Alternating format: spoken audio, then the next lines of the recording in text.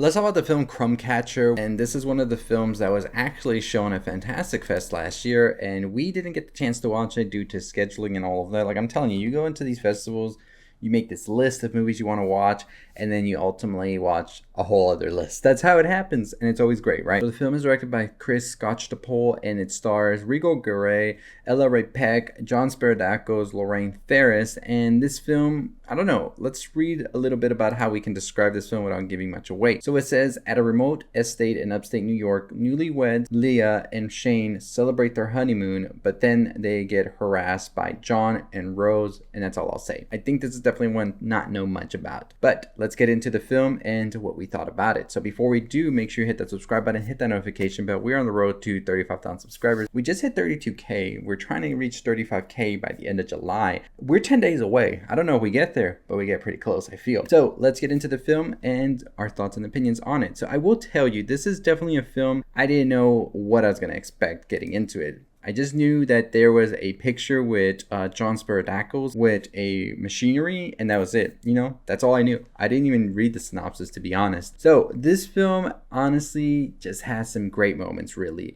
that just really got me thinking we need some more dark comedies in our world, because we don't get many of them, really, especially in a, I would say, more mainstream sense. We do get a lot of them, I would guess you could say, in indies, things like that, but I think when it comes to the mainstream, it really is something that we're missing. And this film at its core is a dark comedy, a little bit of a thriller, but a lot of dark comedy is here. Now, Speredakos here to me is the standout character for sure, playing John, the sleazy salesman of sorts who just would not let this couple go. We do see that there is something darker behind what he's trying to do, and I think that that reveal and everything really was the high point of the film, and then what led up into that was definitely adding more fuel to it. But I will say that the film does reach a point when the thing can get redundant, and then it completely turns into a whole different film. For me, that's when I started to lose a bit of the interest. I think that just goes with the film being a little bit too long, but I still do want to tell you it is worth checking out just for all of these moments. Especially the middle part of this film is just some of the best comedy that I've seen all year. And it's a comedy that you're just laughing at, but at deep down, you're like cringing and you're just like, oh man, I can't believe that they're getting into all of this right now. And I think that's always what makes the best comedy, honestly, but it very well acted as well from everybody involved here. Rigo Garay, Rae Peck, Lorraine Farris, and of course, Speredakos is the MVP here for sure, because he is committed to this character. And this character is a character I feel like you can kind of like think about some people you've seen or met like as well. And that's what really adds a lot to it, is you have been there in these shoes, maybe not to this sort of extremity that he takes his character to, but you can kind of feel a sense that you've known a character like this before. And I think that the movie really works well. It is well shot, it is well directed, there is some amazing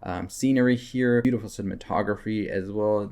Like the film, honestly, like I don't think anybody did a bad job on it at all. Not the director, not the writers, not the actors, cinematography, all of that. But I just do think that it went on a little bit too long for its own sake, because you start to see these things happening, but then it starts to feel like, oh, we're starting the whole process over and over again. And I do believe that its third act is definitely the weakest. I do think that it definitely leaves you wanting more of what was happening prior to that. I still enjoyed it very much. I think it is hilarious, it is morbid, and it definitely is one of those films that you will enjoy if you like dark comedies for sure. If you're not really into the dark comedy, maybe not the movie for you. I will say that as well. It's definitely not for everybody for sure, but if you enjoy those films that are just like cringy comedy dark, this is it. This is the one. I do give the film a 3.5 out of 5. It is still worth checking out if you're looking for something along those lines. So let me know what you thought about Crumb Catcher. If you enjoyed the film, are you going to be checking it out or not? Is this something that sounds like interesting to you as well?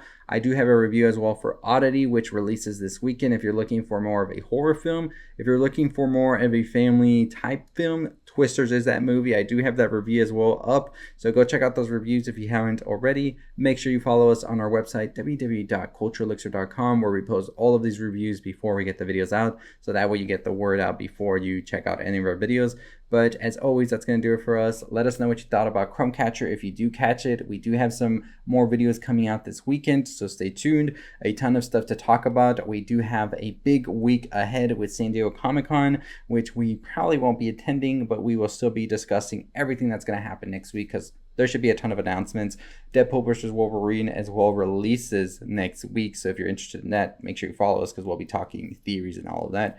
But as always, that's going to do it for us. We're on the road to 35,000 subscribers, less than 3,000 and go. In 10 days, can we reach that? I don't know, but I think we can get close. So make sure you subscribe and hit that notification bell. As always, I'll see all of you next time. Stay safe, stay positive.